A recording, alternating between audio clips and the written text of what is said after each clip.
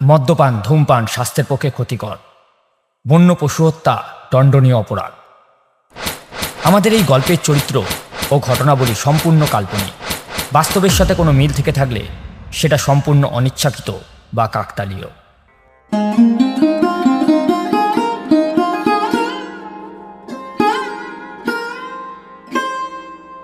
Midnight স্পেশালের এবারের নিবেদন বিভূতিভূষণ বন্দ্যোপাধ্যায়ের বাঘিনী। এই গল্পটিকে গল্পের রূপে রূপান্তরিত করার জন্য আমরা গল্পের ভাষাটিকে সামান্য সহজ করে নিয়েছি।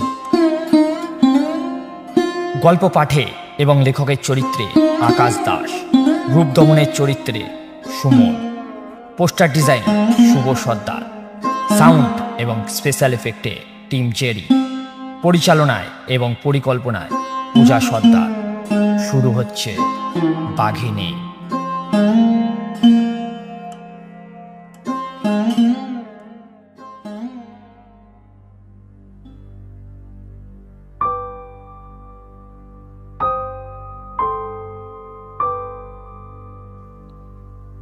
আমি একটা বাঘিনী শিকার করেছিলাম।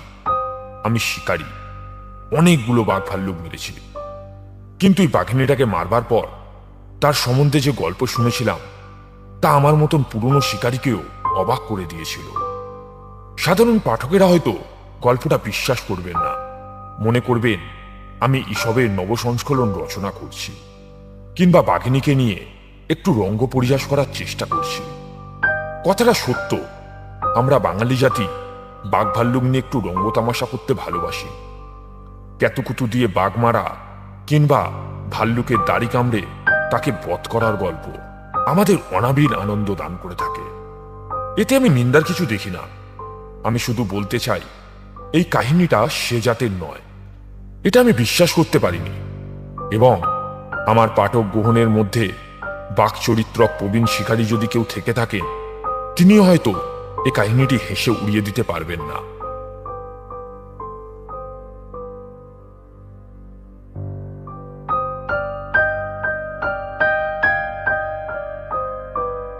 ভারতবর্ষের উত্তর দিকে বঙ্গবিহারের সমতল ভূমি, যেখানে দেবাত্মা হিমালয়ের পদমূল গিয়ে মিশেছে, সেই পাহাড় জঙ্গল ভরা দুর্গম কঠিন ভূভাগ এখনো মানুষের করায়ত্ত হয়নি।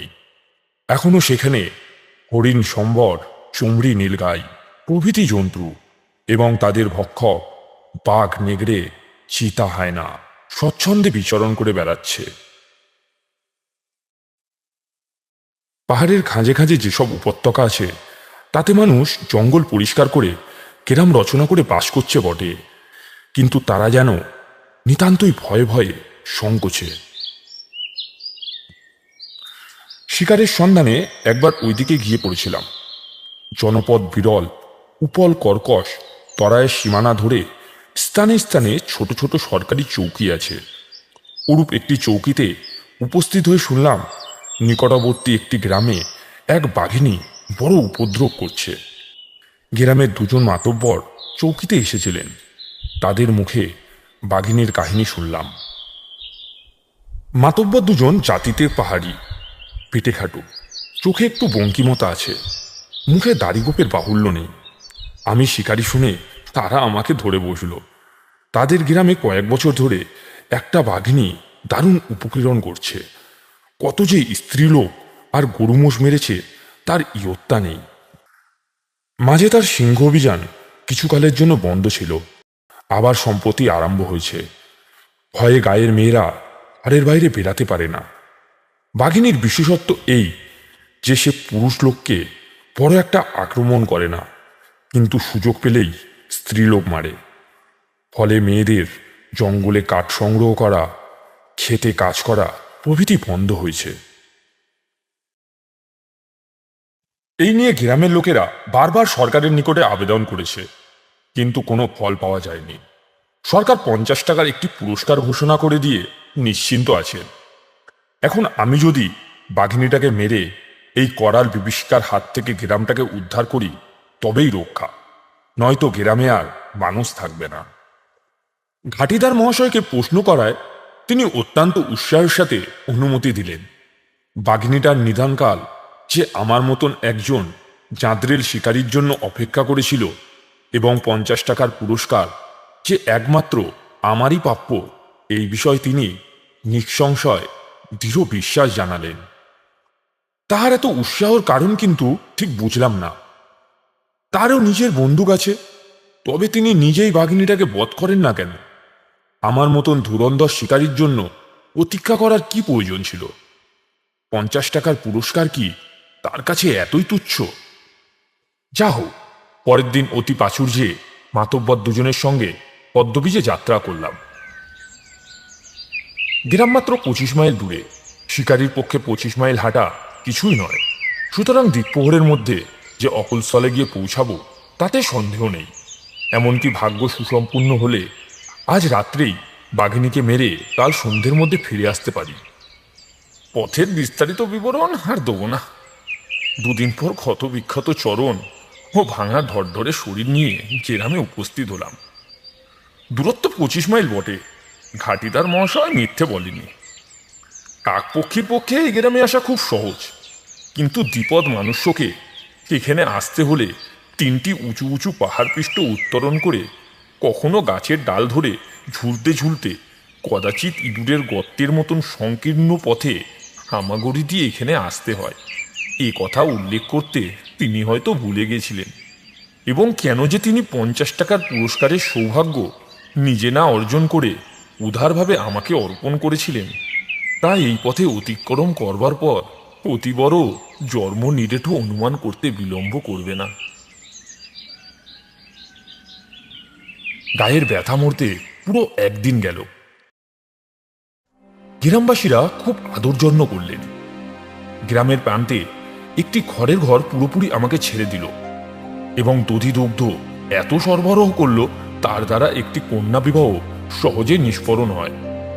তাছাড়া এরা সজারুর মাংস দিয়ে এমন উৎকৃষ্ট শিক্ষাভাব তৈরি করতে জানে, তার স্বাদ অবহেলা করা যাবে না। এবং এদের চোলাই করা মহুয়ার আরও অবহেলার বস্তু নয়। গ্রামের লোক সংখ্যা ছেলেবুড়ো মিলিয়ে 100 হবে। সকলেই পাহাড়ি। তাছাড়া গৃহপালিত গরুমোষ ছাগল আছে। গায়ের চারপাশে জঙ্গল কেটে চরণভূমি ও গমের ক্ষেত তৈরি করেছে। কাছে পিঠে অন্য গ্রাম নেই। সবচেয়ে নিকটবর্তী গ্রাম 10 মাইল দূরে। এ দেশে 10 মাইল মানে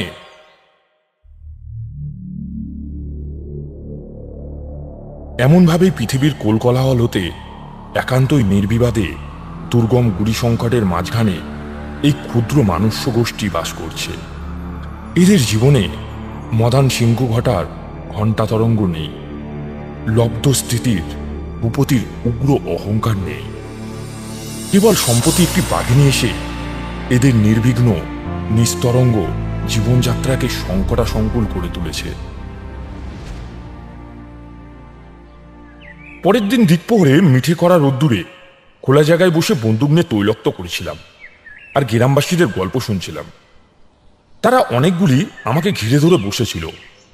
কেবল একটি ছোকরা ছেলে অদূরে গাছের ডাল ধরে দাঁড়িয়ে নীরবে আমার মুখের দিকে তাকিয়েছিল।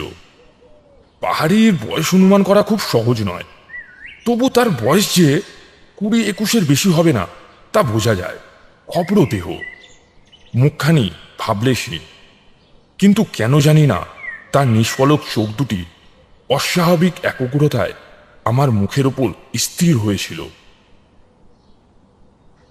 গ্রামবাসীদের কথাবার্তায় বাঘিনীর সম্বন্ধে আরো কিছু খবর পাওয়া গেল। বাঘিনীটা অত্যন্ত নির্ভীক। দিনের বেলাতেও গ্রামের চারপাশে ঘুরে বেড়ায়। পাহাড়তুলি জলাশয়ের কাছে উঠ পেতে বসে থাকে। মেয়েদের জল আনতে যাওয়া বন্ধ হয়েছে। পুরুষেরাও দলবদ্ধ হয়ে লাঠি কাটারি টাঙ্গি নিয়ে জল ভরতে যায়। মেয়েদের কাজ পুরুষদের করতে হয়। এর জন্য পুরুষেরা অত্যন্ত লজ্জিত। আর একটা আশ্চর্য কথা শুনলাম, বাঘিনীটা এই গ্রামের প্রতি বিশেষভাবে নিজের লক্ষ্যবস্তু করে রেখেছে। অন্য কোনো গ্রামের প্রতি তার কোনো আক্রোশই নেই। আমার মনে কেমন একটা খটকা লাগলো। বাঘের চরিত্রে এরূপ পক্ষপাত দেখা যায় না। প্রথমত, মানুষ বাঘের স্বাভাবিক খাদ্য নয়। নেহাতি দায়ে পড়ে ওরা নরখাদক হয়ে ওঠে। শিকারীরা জানে কোনো কারণে বাঘের দাঁত ভেঙে গেলে কিংবা পায়ে স্থায়ী জখম হয়ে গতিবেগ স্মিত হলে তারা স্থায়ী ন্যায্য শিকার ধরতে পারে না। তখন বাধ্য হয়েই নরখাদক হয়ে পড়ে। সবল সুস্থ বাঘ কখনো মানুষ খায় না। এই বাঘিনীটা যদি শারীরিক কোনো অক্ষমতার জন্য নরখাদক হয়ে থাকে, তবে সে কেবল স্ত্রীলোক ধরে খায় কেন? তাছাড়াও 20 মাইলের মধ্যে আরো 5খানি গ্রাম আছে, সেগুলো ছেড়ে একান্তভাবে এই গ্রামের উপর তার নজর কেন?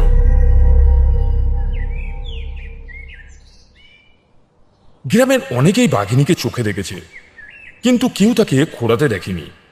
বাঘিনী দিব্যি হৃষ্টপুষ্ট ও স্বাস্থ্যবতী।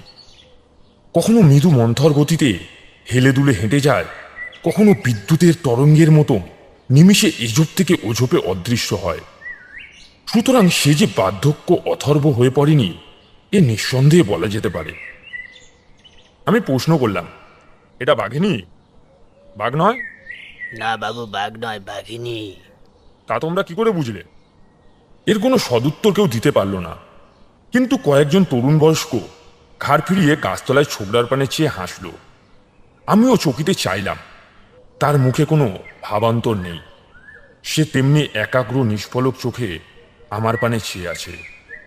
সমবয়স্কর হাসির ইঙ্গিত তার কানে পৌঁছেছিল কিনা সন্দেহ। বেলা বাড়লে গ্রামবাসীরা একে একে যে যার কাজে চলে গেল। কেবল ছোকরা ছেলেটি গাছতলায় পূর্ব দৃষ্টের মতন দাঁড়িয়ে রইল। স্থান একেবারে শূন্য হয়ে গেলে সে ধীরে ধীরে আমার পাশে এসে দাঁড়ালো। একটু চুপ করে থাকার পর কুণ্ঠিত কণ্ঠে বলল, সাহেব, বাঘিনীকে মেরে ফেলবার প্রয়োজন আছে কি? তাকে কোনো উপায় তাড়িয়ে দেওয়া যায় না? আমি বিনীতভাবে বললাম, তাড়িয়ে দিলে আবার আসবে। আমি তো চিরকাল এখানে থেকে বাঘ তাড়াতে পারবো না। সে আর কিছু বলল না। খানিকক্ষণ অপতিতভাবে দাঁড়িয়ে থেকে সে আস্তে আস্তে চলে গেল। এই পর্যন্ত যা লিখলাম, দেখছি 12 হাত কুকুর তাড়াতে 13 হাত ঢেরা পেটার মতন। বাঘমারা গৌরচন্দ্রিকায় মাত্র। পাঠক নিশ্চয়ই অধৈর্য হয়ে পড়েছেন, ভাবছেন বাঘিনী কই। আমার দুর্ভাগ্য, আমি লেখক নই, শিকারী মাত্র। বাঘ শিকারের উদ্যোগ আয়োজনই দীর্ঘ। আসল হত্যাকাণ্ড অতি অল্প সময় ঘটিত হয়। তাই বোধহয় আমার কাহিনীতেও উদ্যোগ পর্বটা লম্বা হয়ে পড়েছে। কিন্তু আর নয়, এইবার চটপট বাঘিনীকে সংহার করা প্রয়োজন। মজার কথা এই যে, বাঘিনী সংহার করতে আমায় বিন্দুমাত্র বেগ পেতে হয়নি। গ্রাম হতে 8 মাইল দূরে নিম্নভূমিতে গ্রামের জলাশয়। প্রথমে সেটাকে তদারক করতে গেলাম। দেখলাম জলের ধারে বড় বড় থাবার দাগ রয়েছে। বাঘিনী নিশ্চয়ই জল খেতে আসে, সুতরাং তার খোঁজে ঘোরাঘুরি করে বেড়াবার প্রয়োজন নেই। এখানেই তাকে পাওয়া যাবে। জলাশয়টি বেশি বড় নয়। দুপাশের পাহাড়ের ঝরা জল এখানে সঞ্চিত হয়ে একটি কুণ্ড রচনা করেছে। জলাশয়ের একদিকের পাহাড়টা প্রায় খাড়া উপরের দিকে উঠে গেছে। আমার ভারী সুবিধা হলো, মাচা বাঁধার প্রয়োজন হলো না। সন্ধ্যের পর ওই পাহাড়ের গায়ে 50 হাত উঁচুতে একটা কুলুঙ্গির মতন স্থানে উঠে পাহারা আরম্ভ করলাম। এখানে বাঘিনী কোনো রকমের আক্রমণ আমার নাগাল পাবে না, অথচ বাঘিনী জল খেতে আসলে তাকে সম্মুখে দেখতে পাব। আকাশে পুণ্যকীর্ত চাঁদ ছিল, সুতরাং শেষ রাত্রি পর্যন্ত আলো পাওয়া যাবে।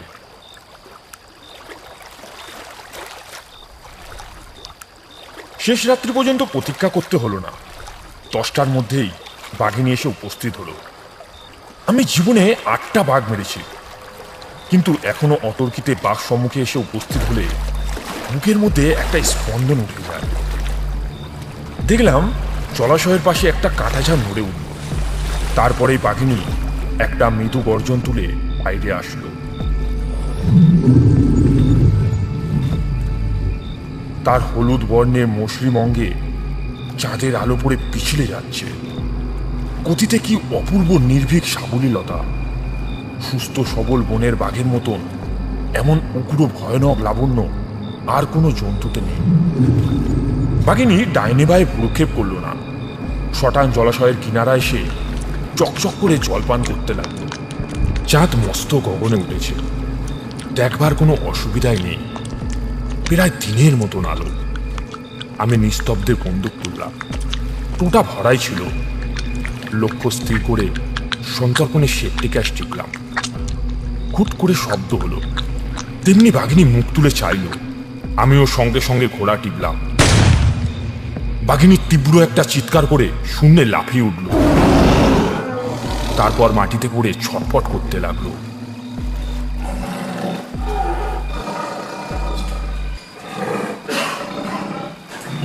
মিনিট খানিক পর তার ছটফটানি শান্ত হলো। আমি আরো 10 মিনিট বন্দুক বাগিয়ে কুলুঙ্গির মধ্যেই বসে রইলাম, কিন্তু বাঘিনী আর নড়ল না। তখন ধীরে ধীরে নেমে এসে গ্রামে ফিরলাম। গ্রামের লোকেরা কান পেতেই ছিল। নিস্তব্ধ নৈশ বাতাসে বন্দুকের আওয়াজও শুনেছিল, কিন্তু ফলাফলের সম্বন্ধে পাকা খবর না পাওয়া পর্যন্ত গ্রামের বাইরে আসতে কেউ সাহস করছিল না। এখন খবর পেয়েই তারা মহানন্দে নৃত্য শুরু করে দিল। একদল যুবক তখনই বাঘিনীর মৃতদেহ আনতে ছুটল।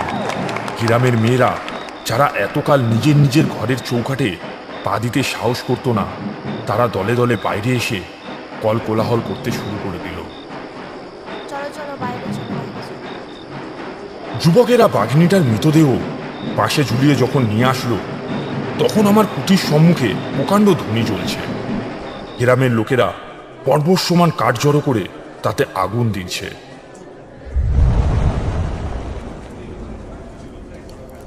বাঘিনীর দেহটা আগুনের পাশে শুইয়ে দিল। সকলে সেটাকে ঘিরে ধরল। জীবন্ত অবস্থায় যে জন্তু গ্রামের ত্রাস হয়ে উঠেছিল, তার মৃতদেহটাকে কেউ সম্ভ্রম দেখালো না। তৎপর প্রায় সারা রাত্রি ধরে উৎসব চলল। খরা খরা মহুয়া নিঃশেষ হয়ে অতি দ্রুত সজীব আধারে স্থানান্তরিত হয়ে পাহাড়িদের নিত্য অনুরাগ অতিমাত্রায় বাড়িয়ে তুলল।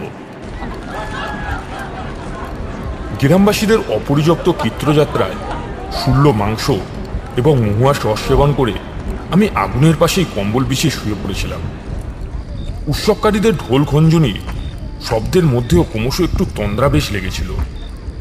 সত্যি বলতে কি, আগুনের উত্তাপের প্রভাবে, সাত্ত্বিকতার নিশ্চিন্ত তৃপ্তিতে এবং উদ্রাস খাদ্য পানীয়ের স্বল্প প্রভাবে বোধহয় ঘুমিয়ে পড়েছিলাম।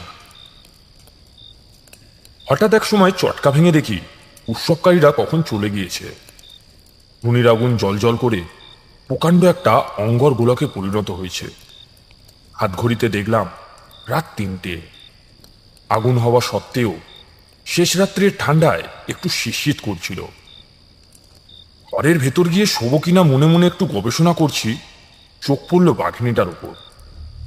দেখি একটা মানুষ বাঘিনীটার মাথা কোলে নিয়ে বসে আছে এবং অত্যন্ত স্নেহভরে তার গায়ে হাত বুলিয়ে দিচ্ছে।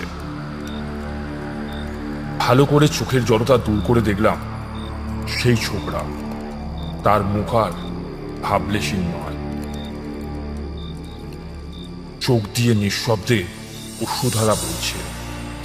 প্রিয়জনের বিয়োগে নিঃসংশয় বেদনায় তার মুখ অলঙ্কিত হয়েছে।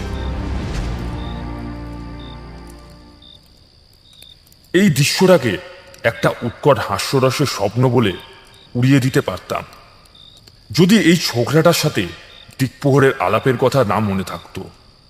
আমি গা ঝাড়া দিয়ে উঠে বসলাম। এর পিছনে একটা গল্প আছে, সন্দেহ নেই। আমি জেগে আছি দেখে সে বাঘিনীর মাথাটা নাবিয়ে রেখে আমার কাছে এসে বসল।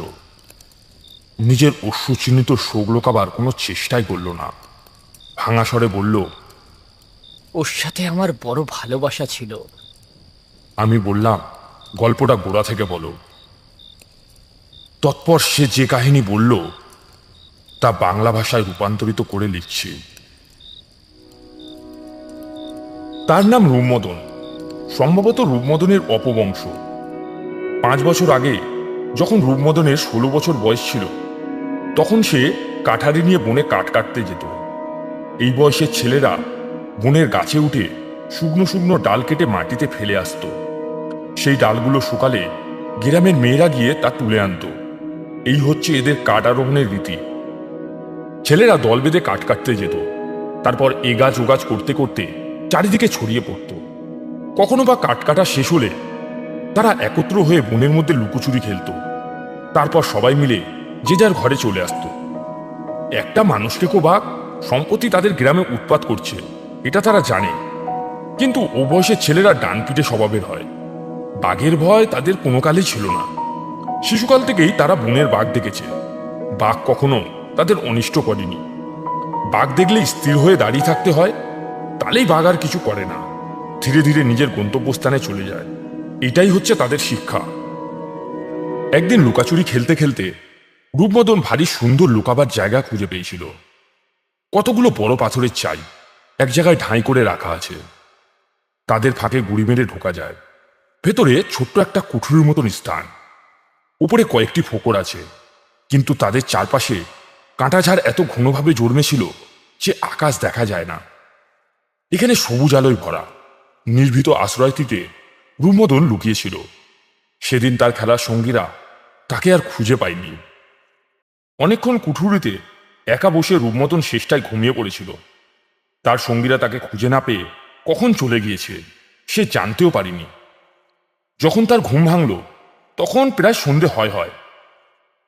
ঘুম ভাঙলে তার মুখের ওপর ছাজানো একটা নিঃশ্বাসের স্পর্শ, এবং সঙ্গে সঙ্গে কানের কাছে মৃদু গম্ভীর গুড়গুড় শব্দ।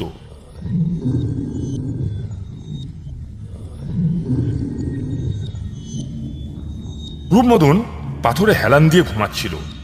চোখ মিলে দেখল তার সামনে প্রকাণ্ড একটা বাঘের মাথা।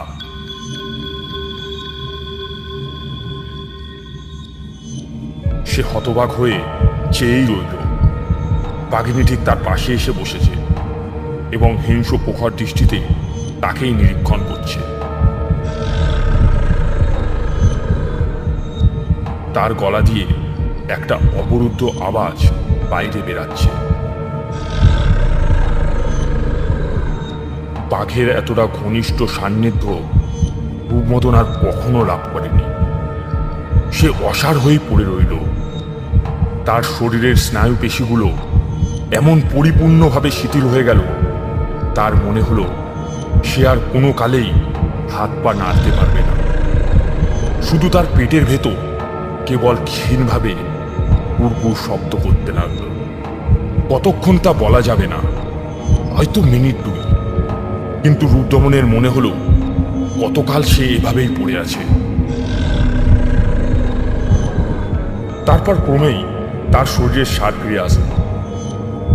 নিজের অজ্ঞাত সারাই বোধ হয় রূপমদন একটু নড়েছিল। বিদ্যুতের বেগে বাঘিনী থাবা তোলে।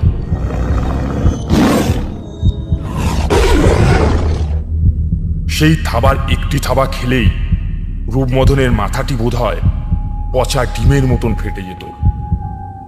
কিন্তু থাবা শূন্যেই উদ্যত রইল, পড়ল না। রূপমদনও সম্মোহিতের মতন থাবার পানেই তাকিয়ে রইল। থাবার কবজির কাছে পুজরক্ত মাখানো রয়েছে। রূপমদন লক্ষ্য করল পুজরক্তর ভেতরে কয়েকটি বড় বড় শালের মতন কাঁটা এপুর ওপর বিঁধে আছে। দেখতে দেখতে রূপমদনের ভয় কেটে গেল। সে বুঝতে পারল কেন বাঘিনী থাবা মেরে তার মাথা চূর্ণ করে দেয়নি। নিজের বেদনার ভয় তাকে নিরস্ত করেছে। কারো গায়ে কাঁটা বিঁধে থাকলে তার টেনে বের করাবার প্রবৃত্তি মানুষের স্বাভাবিক। মনস্তত্ত্ববিদরা একথা জানে কিনা বলতে পারবো না, কিন্তু আমার শিকারী জীবনে আমি এটা অনেকবার লক্ষ্য করেছি। কারুর শরীরে কাঁটা বিঁধে আছে দেখলে হাত মিশমিশ করতে থাকে। সেটা টেনে বাইরে বের করা না পর্যন্ত প্রাণে শান্তি থাকে না। রূপদমন আস্তে আস্তে বাঘিনীর থাবার দিকে হাত বাড়ালো। বাঘিনী তাকে তীক্ষ্ণভাবে নিরীক্ষণ করছিল। এবার তার নড়াচড়ায় বিশেষ আপত্তি করল না, কেবল তার গলায় গুড়গুড় শব্দটা আরেকটু গাঢ় হল এবং মুখখানা বাধিত হয়ে ভয়ঙ্কর দাঁতগুলোকে কট করে দিল। কিন্তু ক্ষতস্থানে হাত পড়তেই বাঘিনীর কণ্ঠ থেকে এমন একটা রুদ্র গর্জন বেরালো যে মনে হলো বাঘিনী এক্ষুনি রূপদমনকে শতখণ্ডে ছিঁড়ে ফেলল। কিন্তু আশ্চর্য, বাঘিনী তাকে ছিঁড়ে ফেলল না। যে থাবাটা চকিতের জন্য সরিয়ে নিয়েছিল সেটা আবার পূর্বত্ব তুলে ধরল। বাঘিনী মনে মনে কি বুঝেছিল বাঘিনীই জানে, কিন্তু আমি এই প্রহ্লাদ মার্কা ছেলের দুঃসাহস ও পরমায়ুর কথা শুনে স্তম্ভিত হয়ে রইলাম। বাঘিনীর গাঁক শব্দে রূপদমন হাত টেনে নিয়েছিল। কিছুক্ষণ পর আবার রূপদমন সন্তর্পণে হাত বাড়ালো। প্রথম কাঁটাটা বার করবার যন্ত্রণায় বাঘিনী সঙ্গম হারিয়ে রূপদমনের মুখে এক ঝটকায় কামড়াতে গেল, কিন্তু শেষ মুহূর্তে কামড়ানোর বদলে তার গলায় জিভ দিয়ে চেটে দিল। করকরে উল্কার মতন জিভের ঘষাতে রূপদমনের গলা জ্বালা করে উঠল, কিন্তু পাহাড়ি বালক টু শব্দ করল না। তৎপর বাঘিনী যেন নিজের সহযাত্র প্রভৃতিকে দমন করে রাখবার জন্য রূপদমনের সর্বাঙ্গ চাটতে আরম্ভ করল। সেই অবসরে রূপদমনও কাঁটাগুলিকে একে একে বের করে ফেলল। কাঁটাগুলি সাধারণ কাঁটা নয়, সজারুর কাঁটা বোধ হয়। বাঘিনী বোধ হয় কোনো সময় থাবা দিয়ে সজারু বধ করতে গিয়েছিল। এটাই সেই অবিমর্শকারিতার ফল। কাঁটাগুলো সব বার করা হয়ে গেলে বাঘিনী খোঁড়াতে খোঁড়াতে একটু সরে গিয়ে গলার মধ্যে গুড়গুড় শব্দ করতে করতে ক্ষতস্থানটা চাটতে লাগলো। এদিকে সন্ধ্যা হয়ে গিয়েছে। কোটরে আর বড় কিছু দেখা যাচ্ছে না, কেবল বাঘিনীর চোখ দুটো চলতে আরম্ভ করেছে। রূপদমন আস্তে আস্তে হামাগুড়ি দিয়ে কোটর থেকে বেরাতে লাগলো। বাঘিনী চোখ ঘুরিয়ে দেখল, কিন্তু বাধা দিল না। বাইরে এসে রূপদমন এক দৌড়ে গ্রামের দিকে রওনা হলো। ছুটতে ছুটতে এক সময় সে পিছু ফিরে দেখল বাঘিনী কোটরের মুখে এসে দাঁড়িয়েছে এবং গলা উঁচু করে তার পানে তাকিয়ে আছে। কিছুক্ষণ পর সে আবার খোঁড়াতে খোঁড়াতে রন্ধ্রের মধ্যে প্রবেশ করল। রূপদমন বুঝল এই কোটরই বাঘিনীর বাসস্থান। লুকাচুরি খেলতে গিয়ে সে বাঘের ঘরে ঢুকেছিল। সে রাতে রূপদমনের ত্রাস দিয়ে জ্বর আসলো। জ্বর ৩-৪ দিন রইল। তারপর সে আস্তে আস্তে আবার সেরে উঠল। দিন 10 পর রূপদমন আবার কাট কাটতে গেল। সঙ্গীদের বাঘিনীর কথা বলেছিল, কেউ বিশ্বাস করেছিল, কেউ করেনি। কিন্তু বনের ওই দিকটাতে আর না যাওয়াই ভালো, এ বিষয়ে সকলেই একমত। রূপদমন প্রথম দিন সকলের সাথেই রইল, ওদিকে গেল না। দ্বিতীয় দিন বনের ওই দিকটা তাকে একান্তভাবে টানতে লাগলো। সে সঙ্গীদের এড়িয়ে ওই দিকে চলল।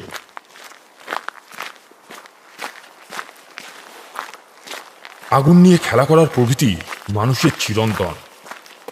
যে বিপদের সাথে উত্তেজনা জড়িয়ে আছে তার লোভ সে ছাড়তে পারল না।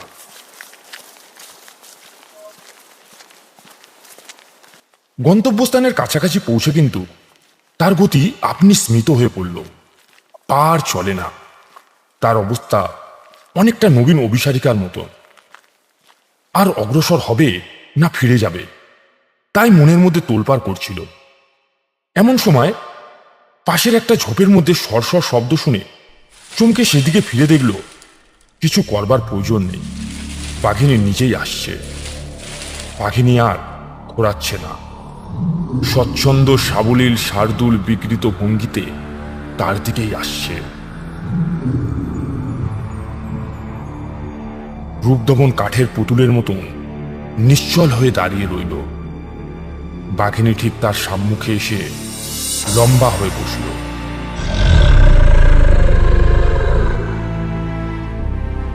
চারুচক্ষুর নিষ্ফলক বিনিময় অনেকক্ষণ ধরে চলল। বাঘিনীর লেজের ডগাটা একটু একটু নড়ছে, গলার মধ্যে গুড়গুড় শব্দ হচ্ছে। বাঘিনী এখনো রূপমদনের সম্বন্ধে সম্পূর্ণ নিঃসংশয় হতে পারেনি। রূপমদন আর পারল না। হঠাৎ কেঁদে ফেলে ধপ করে বসে পড়ল। বাঘিনী জিভ বের করে সাদরে তার নিজের নাকখানা একটু চাটল, তারপর থাবাতা চিৎ করে তার কোলের উপর রাখল। রূপমদন দেখল তার থাবার ঘা শুকিয়ে গিয়েছে, কবজির চামড়ার উপর কয়েকটি দাগ মাত্র আছে। এরূপ বাঘিনীর সাথে রূপমদনের বন্ধুত্ব স্থাপিত হলো। একে বন্ধুত্ব বলবো কিংবা অন্য কিছু বলবো তা বুঝতে পারছি না। যাই হোক, রূপমদনের মুখের কথা খানিকটা তুলে দিচ্ছি। সাহেব,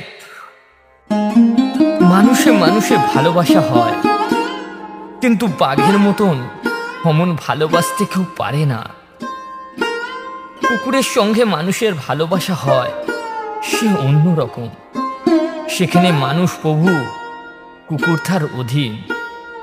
এখানে কিন্তু তা নয়। মানুষ আর বাঘ সমান সমান, কেউ কারো চেয়ে খাটো নয়। 3 বছর আমি বাঘিনীর সঙ্গে কাটিয়েছি। আমি জানি এই 3 বছরের মধ্যে এমন খুব অল্প দিনই গিয়েছে যেদিন আমাদের দেখা হয়নি। আপনি শিকারী, অনেক বাঘ মেরেছেন, কিন্তু বাঘের সত্যিকার পরিচয় আপনি জানেন না।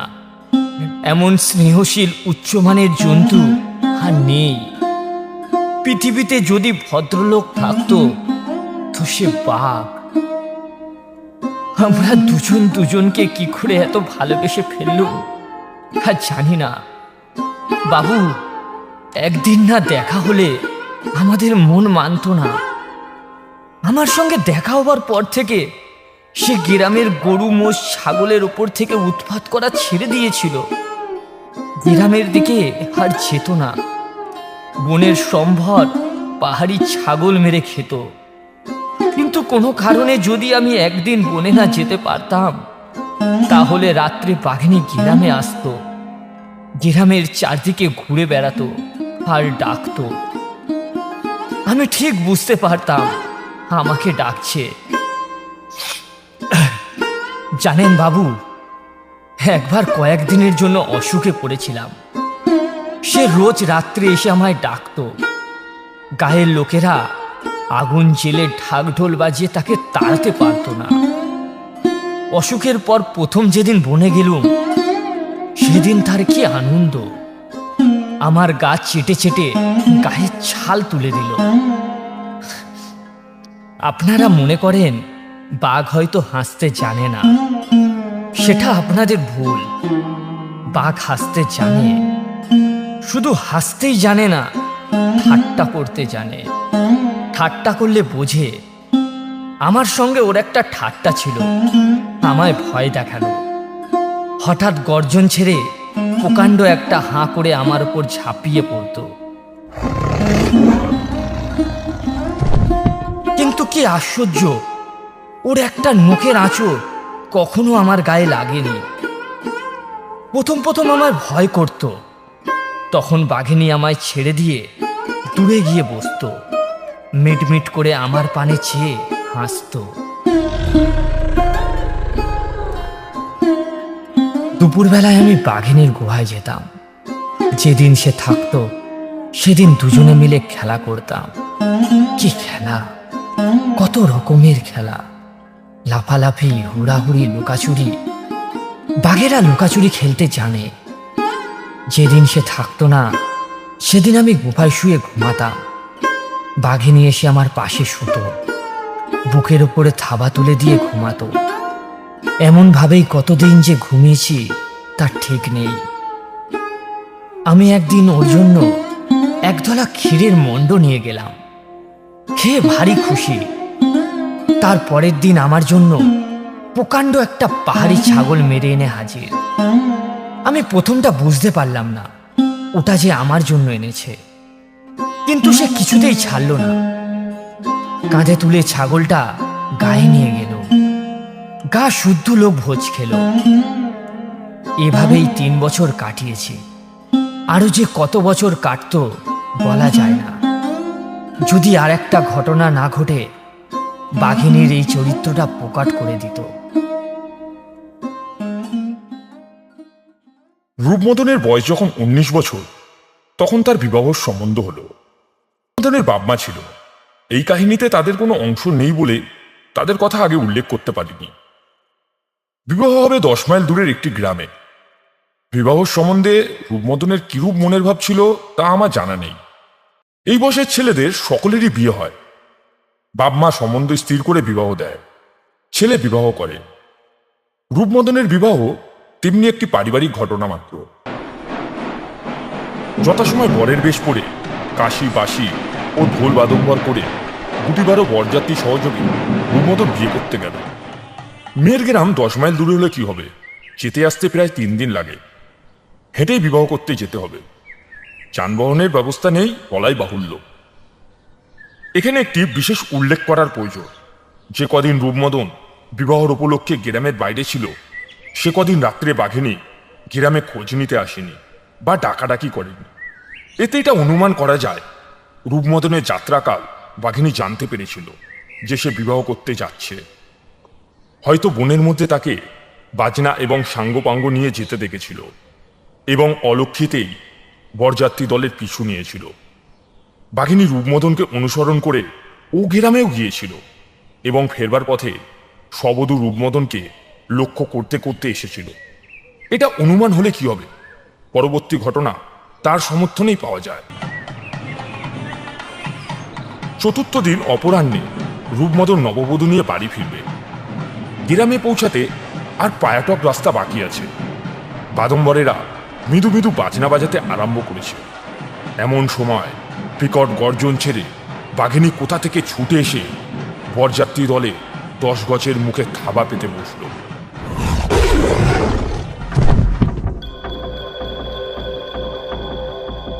রূপমদন দেখল বাঘিনীর হলুদ বর্ণের দেহখানা আগুনের উল্কার মতন জ্বলছে, তার সর্বাঙ্গ দিয়ে বিদ্যুতের শিখা প্রবাহিত হচ্ছে। বাঘিনীর এত ভয়ঙ্কর চেহারা সে আগে কখনো দেখেনি। তার উল্কার মতন চোখ দুটো একবার রূপমদন একবার তার নববধূর ওপর তড়িৎ বেগে যাতায়াত করল।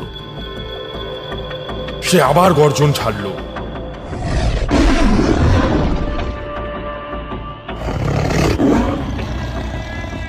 মনে হলো ক্রোধে হিংসায় সে এক্ষুনি ফেটে পড়বে।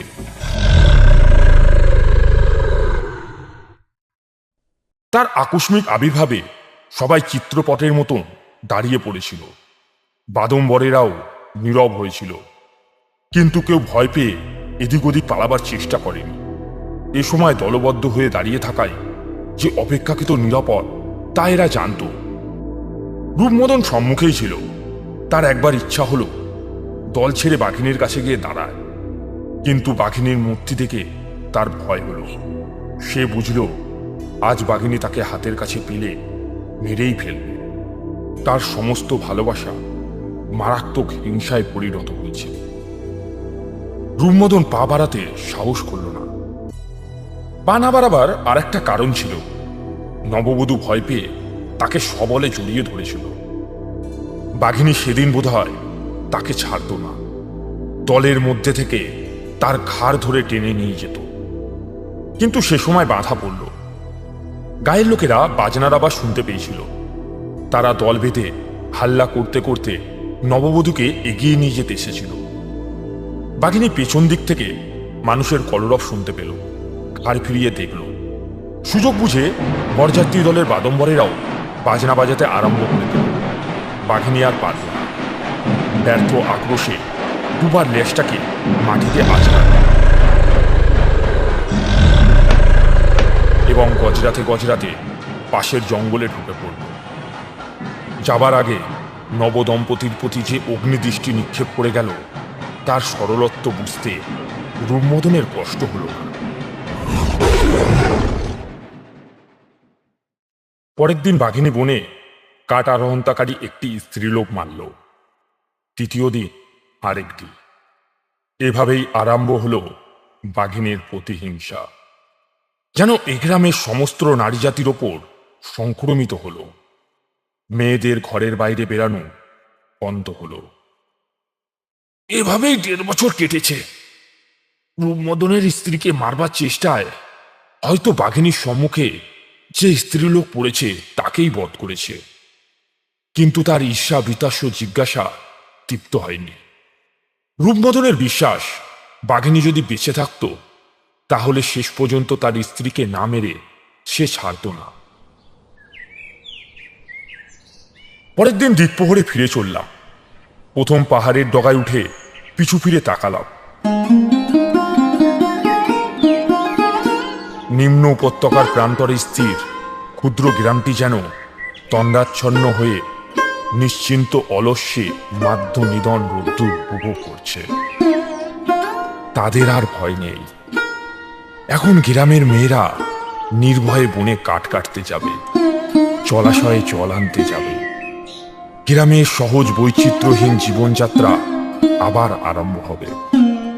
রূপমদনের বোধ হয় প্রথমবার স্বামীর মুখের পানে চেয়ে মন খুলে হাসবে। কিন্তু রূপমদনের মনের কাঁটা দূর হবে কি?